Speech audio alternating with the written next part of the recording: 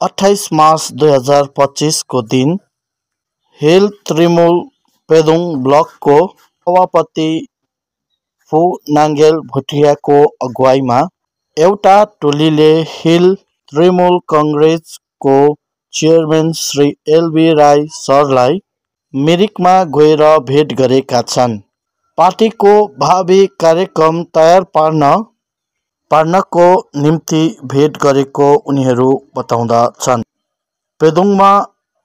टोलीमा पेदोङ ब्लकको महासचिव राजेन थापा, उपसभापति मोहन बर्देवा, खजान्ची चन्द्र नेवाङ अनि प्रचार सचिव सितसिरिङ लेप्चाको उपस्थिति रहेको थियो।